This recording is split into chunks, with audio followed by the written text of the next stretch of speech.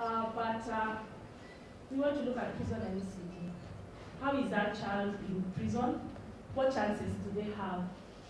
Mostly these children are fully dependent on well-wishers, fully, for everything, from maternal health, health and nutrition, nurturing care, everything that you have been talking about here, they are dependent on well-wishers. There is very little government allocation for them.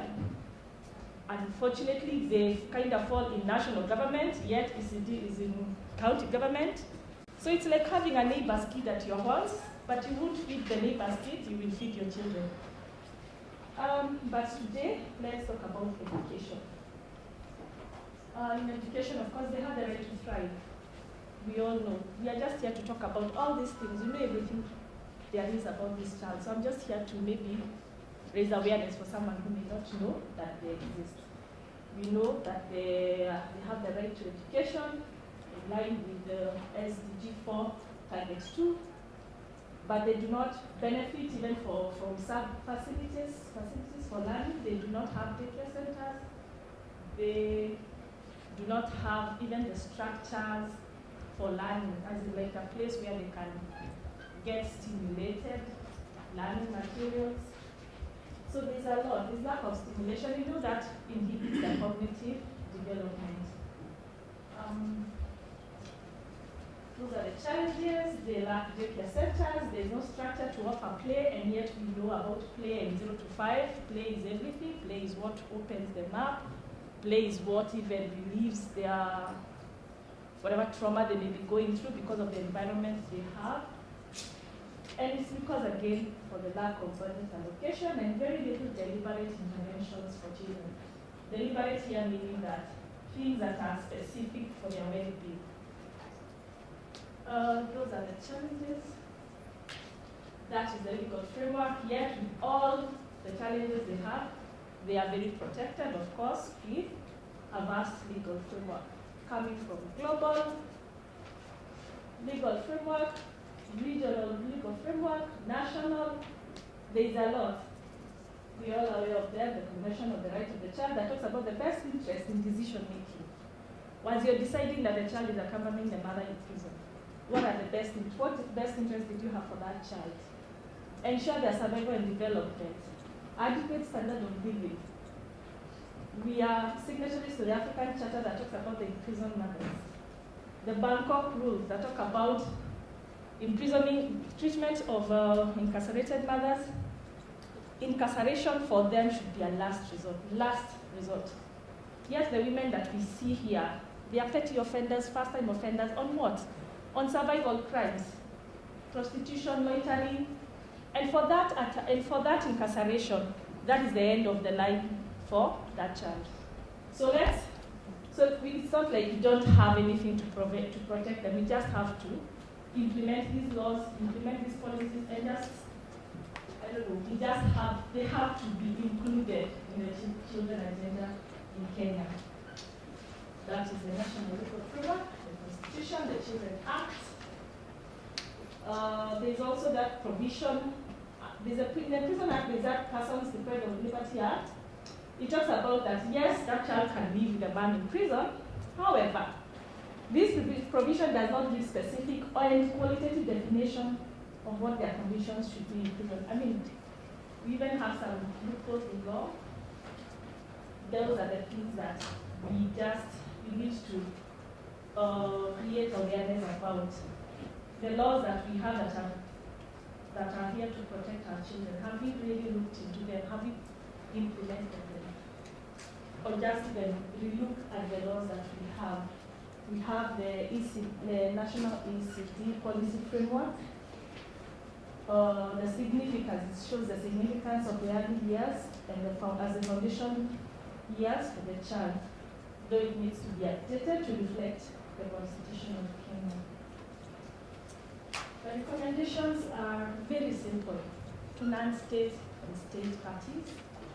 For civil society, most of us, our work is to complement the work of the government. It is good, I would just recommend that we have increased partnerships and coordination.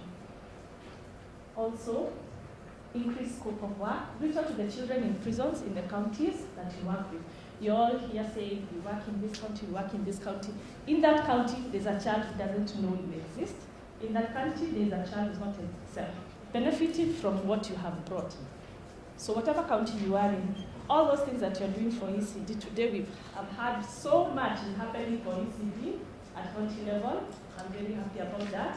Increase your scope of work and reach out to the prison in your county. For the state, another very simple recommendation. Today, my presentation is just about something simple. What we know and what we need to do. Implementation of current laws and policies. We have very beautiful laws and policies, but they're just seated somewhere in a cupboard. There is need to fast track the county early childhood education bill, and also clarity on the roles between national government and county government, because these children tend to slip through the cracks. So that was my presentation about Not My Crime. Let it not be their sentence. Thank you very much.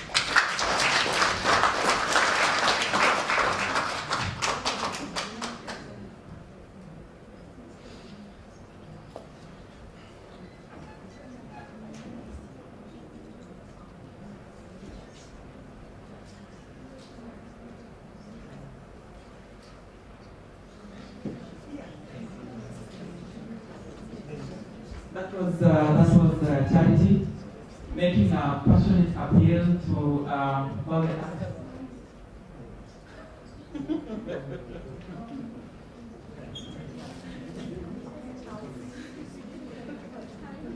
It's true that I'm really having a very bad day since 6:45 a.m. today when I started just interchanging these names. Thank you so much, Mumbi Mugongo, for making a passionate appeal to all the actors in this place, to the civil society, the state, and everybody else, that we should not leave the children of incarcerated mothers behind in our ECD interventions. Thank you. May we know whether the next presenter is ready? Victor, is your presentation loaded? All right. So our next presenter will be Victor Omukote, who will present on Growing Digital 2019 Survey. Yes, and Victor is representing his organization, which is Mtoto News. Welcome, Victor. You can introduce yourself and say something as your presentation is loaded. Good evening, everyone. Good afternoon. So I'm Mkote Victor from Mtoto News. We are about to present a presentation about the Growing Digital 2019 report. While Victor is preparing himself, if you lost a car, please look for me.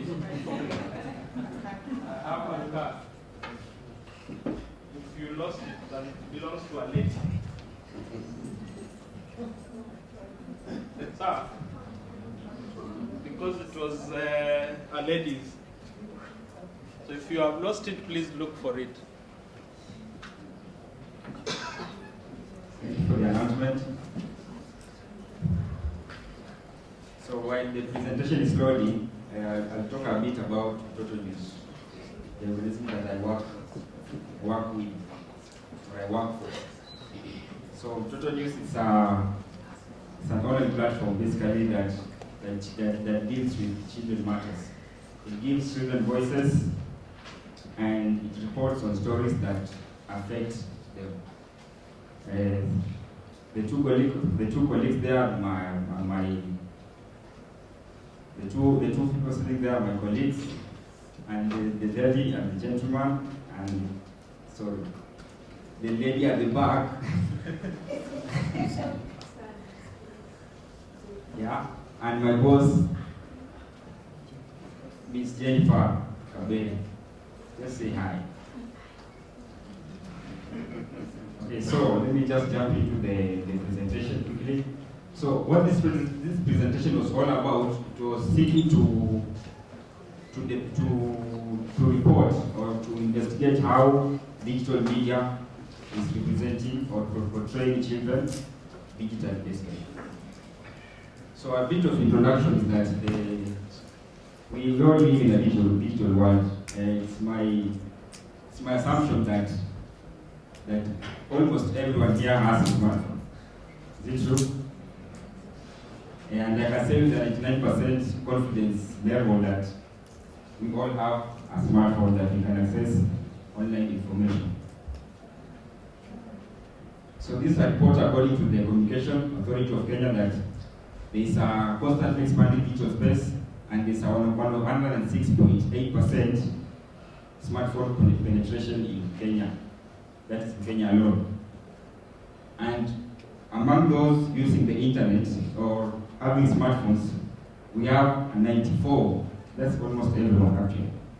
94.16% of them can have access or have access to the internet, which means they can get any information that they be looking for. And this is also according to the Jumia report, Mobile Report 2019, which places Kenya at 91% mobile phone penetration and at 84% internet access for subscription. So the report, the survey, which ran and which was carried for approximately 36 days from the periods of May and June, sought to investigate how digital media platforms are representing children, and we grouped the survey or the objectives into three categories, which are actually not here, but I have them in my head. We looked about the content creators, the consumers of this online or digital information, and thirdly, the children who the information that is online affects, or who have access to the online information. Actually, the previous slide shows that Kenya, actually, half of the Kenyan population is composed of children. That's 53%.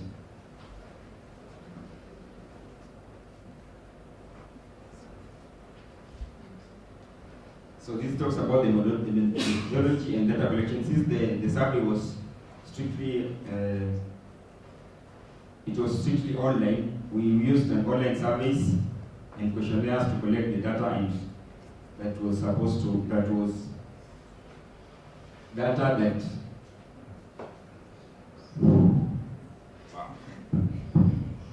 let me just take a break. So since this survey was mainly online, we used online questionnaires to collect the data that this report is based on.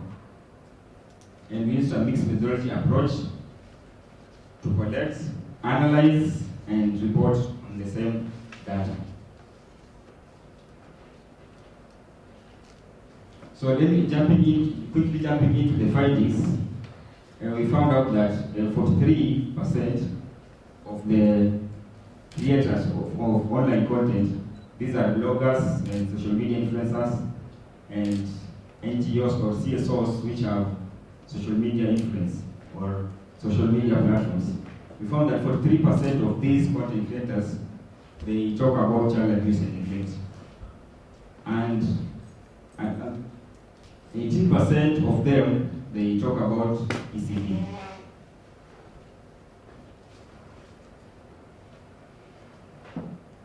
So this is just a part of what I've left out is that the growing digital survey report is just a big report, but the ECD part is just a section of the growing digital survey report. So we saw that the report depicts children as being vulnerable. That's 65%. And one of the responses that we got from the report, from the survey, is that one person said the much older generation is too occupied by economic anxiety to take time to focus on the plight of the younger generation. That's what actually one person said about children. So imagine this is how this let me say this adult is talking about children only. Then that's the consumers by age. Okay. So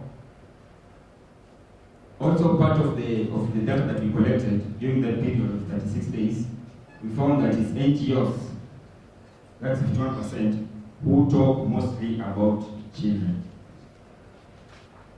And you have bloggers, 11%, the 4%, those who did not give their responses or replies. That's another major point that we picked from the survey, is that the ECD is the least talked about topic on online platforms. Why? Why don't you talk about ECD on online platforms? This is a very crucial stage in a child's development, and that's just one of the reasons why it is very important to talk about ECD anywhere actually, not only on online platforms but everywhere we go. So I strongly believe that ECD is important and that it should not be the least common topic anywhere.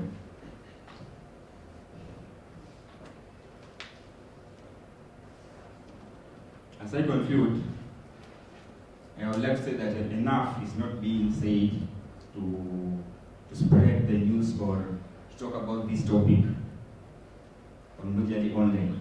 You can have your phone, but you can access the internet.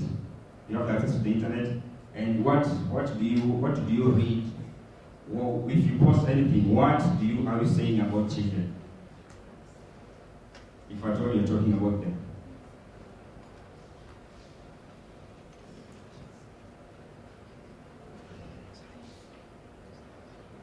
So as I finish this presentation, at Total News, I came up with this recommendation because I wrote the report. So one, we can train journalists and bloggers, vloggers, and influencers on ECDs so that they can talk about and spread the word on this early child development stage. We can also start an ECD. We can start an ECD journalist network and maybe awards. We can also encourage organizations and experts to document and circulate work or articles or stories and new voices on ECD. And lastly, we can have organizations and experts to participate in online platforms to sensitize netizens on ECD. Thank you.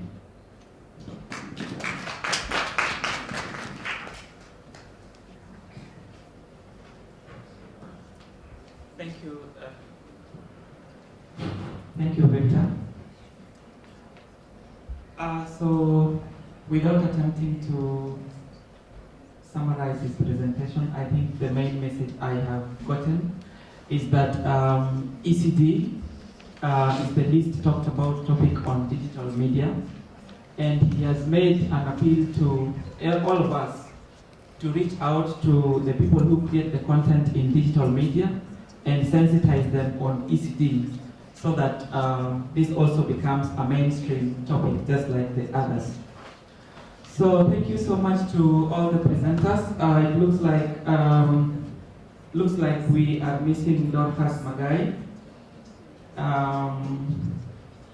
and Dr. Stephen Nzoka. So we have saved a little bit of time, about 10 minutes that has been saved. So I will now ask the presenters to go onto the podium, and then we can field questions. And I think 15 minutes looks reasonable time for me because we have saved time. So to all presenters, to Masad, to Charity, to Mumi, and Victor, kindly take the podium, and then we can ask questions, post comments about these presentations.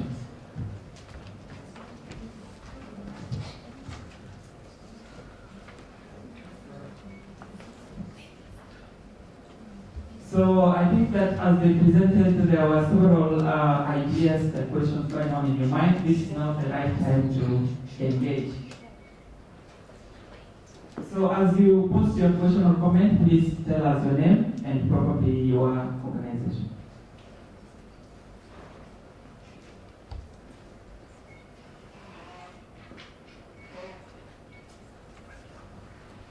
So Masat's colleague is also joining the panelists. She's called Baki.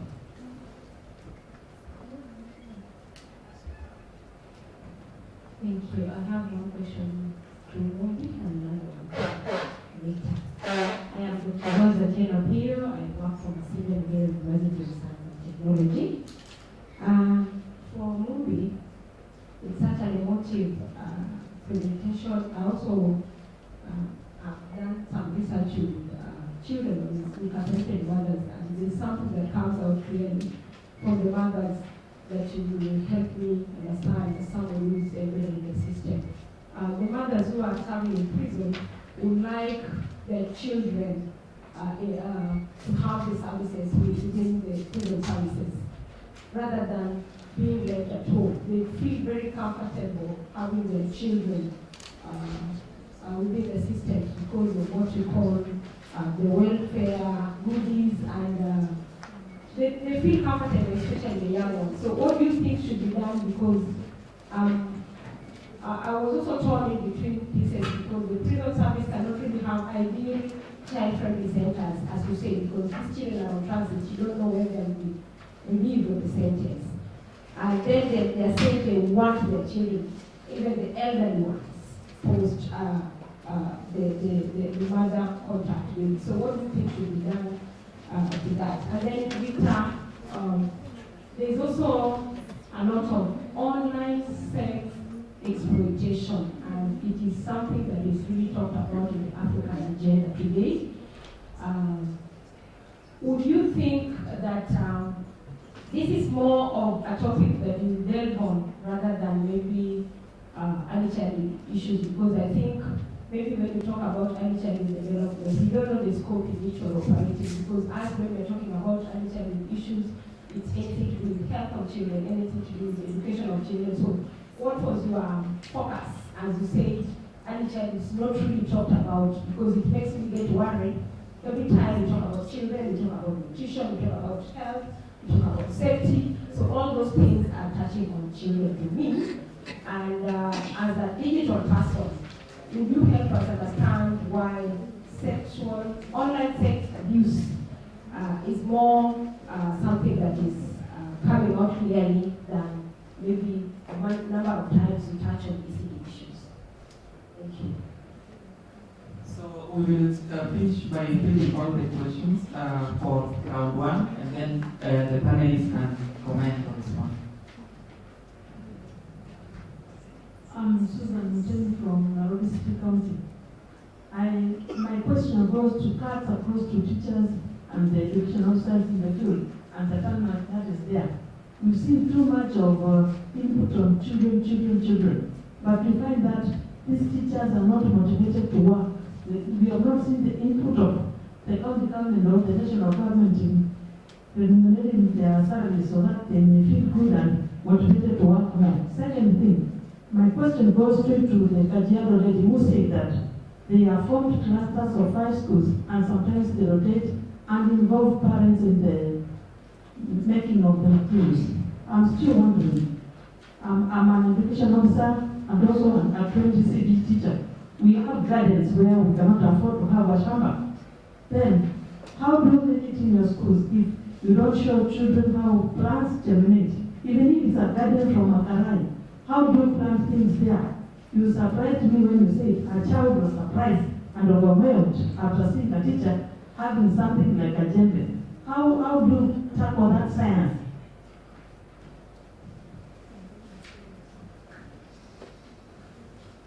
Good Jody Boas, Kakamega County. Now, I have just a question about, a comment about the madrasa. There was a lot we are expecting from the fact that you are giving us play, learning through play. But there was a lot of guided play.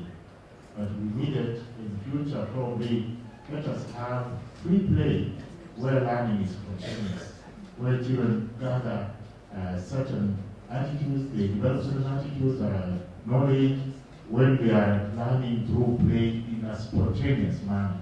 But what we saw a lot was about guided and matter of the teacher. And then one thing that annoyed me is a child teaching the others. That's an aspect we are running away from completely, whereby a child was telling others, hey, 1, 2. So that kind of learning, if it's being done, we want to discourage it because we want to be child-centered, let children do their activities as we guide them. Then the one in the prison, they disallow the story. I just need your contact so that I can carry you to Kakamega prison. We want to do a lot of you. Thank you. Hi, my name is Grace from Nairobi. Now, my question is for the lady who talked about the parental engagement. Now, I want to ask you, how do you think, how difficult is it possible for us, we know that parents are breadwinners, they are very busy people. How effective is it that we require them to make materials? We also require teachers to do all these kind of things, to develop materials. Is this the model that we want to advocate for? What is the future?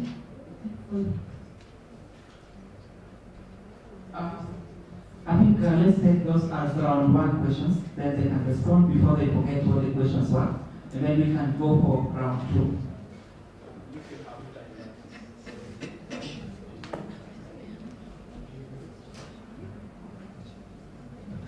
I have a question to News.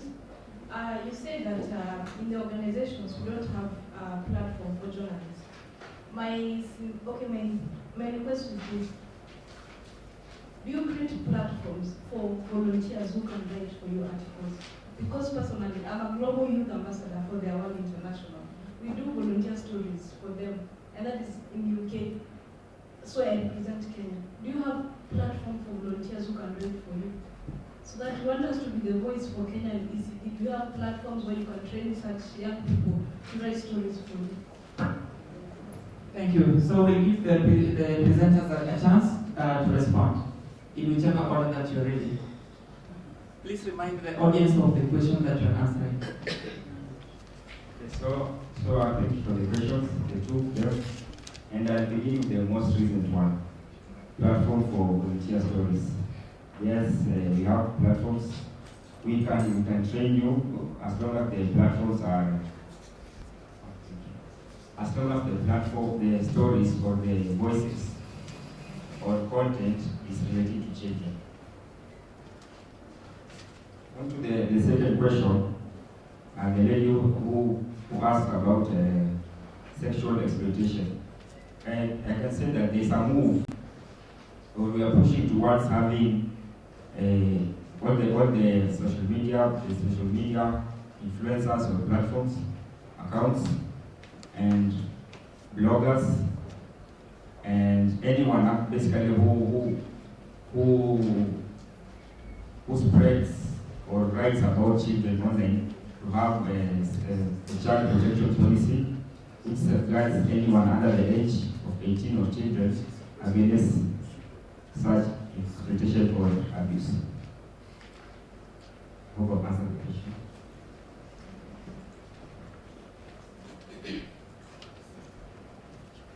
Okay, I'd like to thank my brother for asking a question about guided play when you're talking about Madrasa early childhood experience. I would like to clarify this. It's not a guided play as such. We have free choice because there is what we follow the timetable that the lake has stipulated, where we have free choice. So children are allowed to play freely. It's not like a guided play that they need to do this and this exactly. There's a free choice. The children are given opportunity to play with sand and water, as we have seen in the video. I don't know if you can recall the video where the children were playing with sand and water with different containers, and the teacher was not there. So what we are saying, a teacher is supposed to be there for support, not as guiding as such, but to support that there is safety and security when the children are playing with materials, but not guiding as such, and extending learning as they play. So that is a clarification. And then there was an example that you mentioned where a child was teaching the others. I think the context, maybe you misunderstood the context from the video. The thing is, when a teacher introduces a new concept, the teacher, what the teacher does is he or she does a demonstration and then calls a few children, like one or two, to participate in the demonstration, so that at least the teacher will clarify that the concept has been understood before giving group activities for the other, to reinforce the concept using materials. So probably what you have seen there is one of the child being called by a teacher to do a demonstration of reading a chart while the other children were, participating in the learning process, but it's not guided as such. And of course there is peer learning, but that's what we saw there is not a peer learning. Peer learning usually takes place during group discussion when the children are given activities.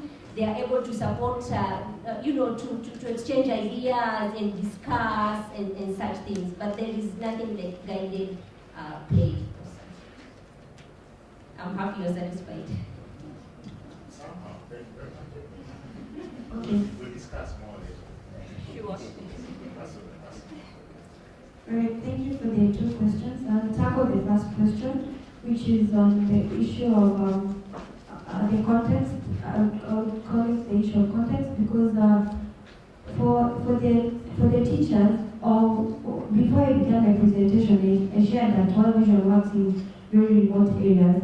So some of these context or some of these things are not a reality for our children in this type of the remote areas. Take an example of the issue of the house. For a Maasai child, and especially in the dealing with the interior, we find that for them the context of a house is a manyatta. But fortunately for the others, the context for the house is, for the picture they have for a house is a different thing. Probably it's made of roof, stones, and all that. So for this child to have been mesmerized by the fact that they have seen a djembe was probably because for the child they had never seen a djembe before.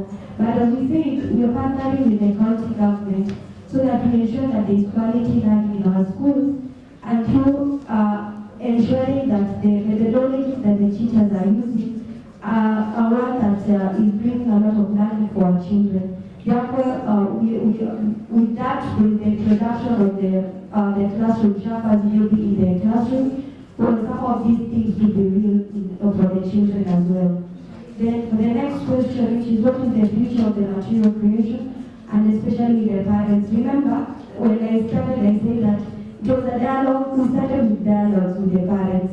So it was not something that that was just imposed to them. So we had a dialogue with the parents, and there was an agreement, or we had a consensus with them as well, that is the parents, the teachers, and also the education officials at the ministry, at both the county level and the ministry level, to get their buy-in first. Because for us, we saw it as a very sustainable kind of an initiative, because with the use of the local resources that we ensure that there is teaching and learning materials in the classroom, and also with the parents agreeing or having to agree during the dialogues to be involved, they set out a date that is appropriate for them, or that is okay for them to be in school at that particular day, for them to ensure that the materials are created. I hope I've answered the question. Thank you.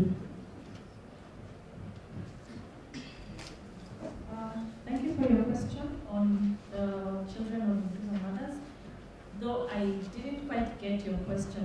Was it a statement you said that the mothers say that they are comfortable with their children? What was the question? Okay, do you think children who are living with their parents in prison enjoy better services than those who are left home, the same mother with the same children, these two groups of children? The ones who have been left at home of the same mother.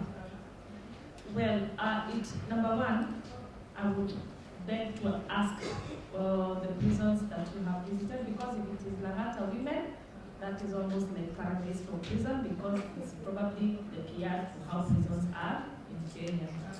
But if you've gone to remote, if you have gone to Kakamega, the gentleman behind you, or Narok women, or most of the women prisons in Kenya, when that woman is saying about goodies, she's probably saying the goodies that people take as donations. But between me and you, you're a child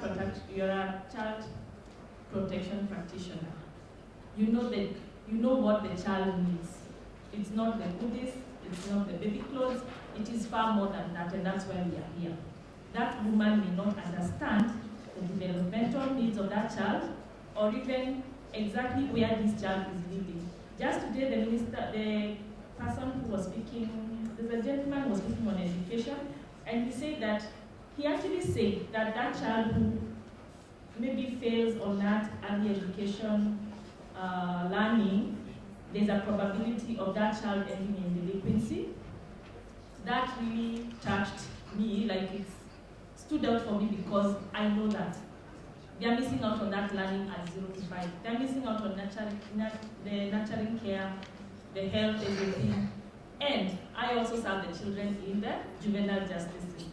So it's like at their 0 to 5, they stay with their mothers in prison, and there's a probability they will end up in the rehab facilities. So you cannot say that that child is having goodies in prison. Yes, that child is probably seeing new toys and diapers, but what are the chances of that child to develop into a wholesome being? That is the question I would ask you. Thank you to all the panelists. To ensure that the session is exclusive the way it was intended, we know that there is one pending question.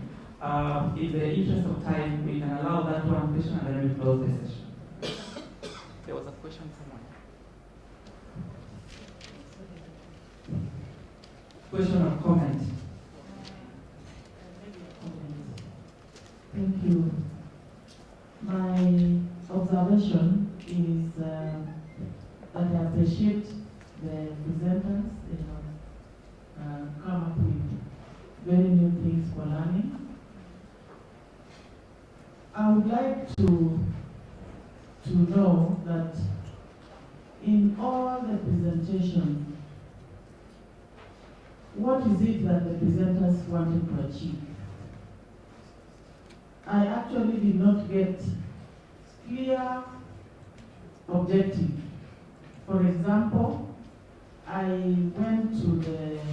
we were working with the teachers or the parents to make these materials, but at the end of it, this is what we wanted to achieve, including the madrasa.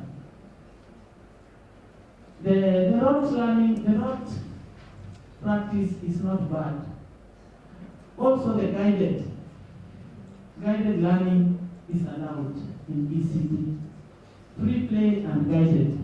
So do not be afraid to say that guided is good, but it depends on what you want to achieve. So that is what I have missed out. Thank you. Yeah, I think that is food for thought in future presentations. Let's all thank this wonderful panel for sharing with us their experience and their expertise on these issues. Can we give them a hearty clap? Thank you all. And as we wind up, we will kindly request you to load for us each and every presentation that you made onto this flash list for the reporting. I will hand over to Mr. Oscar for the closure. Again? Key announcement. or tea announcement. Daktari, I know what that means. We need to nurture you.